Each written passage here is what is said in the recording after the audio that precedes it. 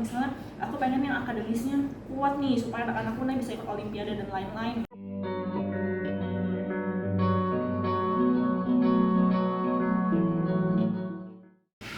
Halo Mas Ender, perkenalkan nama saya Erika Kamaria Yamin, biasa dipanggil Erika. Saya adalah psikolog pendidikan dan juga hipnoterapis dari Adi Gunawan Institute.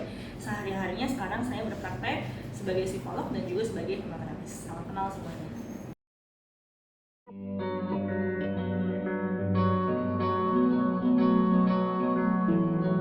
Yang pertama adalah tentukan dulu value dari tiap-tiap keluarga, apa sih sebenarnya yang diprioritaskan untuk pendidikan anak ini gitu kan.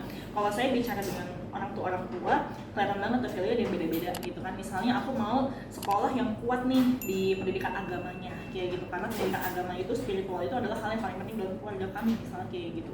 Atau ada juga yang menekankannya pada bahasa gitu ya, aku pengen cari pokoknya sekolah yang nanti kuat di bahasa Inggrisnya atau bahasa Mandarinnya dan lain-lain seperti itu. Ada juga yang mungkin fokusnya pada aku pengennya karakter nih, pengembangan karakter gitu, atau misalnya aku pengen yang akademisnya kuat nih supaya anak-anakku nih bisa ikut olimpiade dan lain-lain misalnya seperti itu. Jadi balik lagi ke value keluarga tuh sebenarnya apa sih gitu ya, karena itu tentu saja akan bisa beda-beda satu keluarga lain dengan satu keluarga lainnya kayak gitu. Dan yang kedua adalah kondisi anak, kebutuhan anak itu kayak gimana gitu kan. Apakah anak-anak itu dia cocok di sekolah yang misalnya siswanya banyak, atau mungkin yang siswanya sedikit. Kalau tadi ngomongin tentang sekolah alam kayak gitu kan, apakah memang anak cocok dengan bentuk sekolah seperti itu, atau misalnya anak lebih cocok di sekolah yang sifatnya terstruktur seperti sekolah-sekolah pada umumnya gitu kan.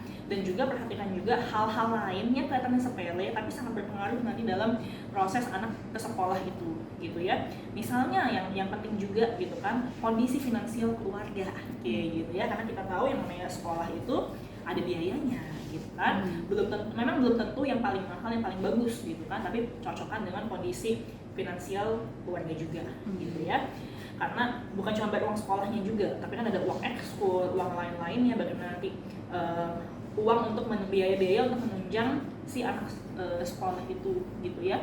Lalu jarak dari rumah ke sekolah gitu kan, itu kelihatannya kayak sepele tapi diperhatikan juga gitu kan. Kalau anak-anak usia yang masih terlalu kecil lalu sekolahnya sangat jauh gitu kan, ya mungkin kan kesian juga energi dan waktunya habis di jalan gitu. Dan hal-hal lainnya lah, bagaimana komunitas orang tua di sana, gaya hidupnya itu seperti apa, cocok atau enggak, itu juga perlu diperhatikan dan dievaluasi lagi ya, apakah cocok dengan anak kita, cocok dengan kita sebagai orang tua, dan cocok dengan keluarga kita, kira-kira gitu.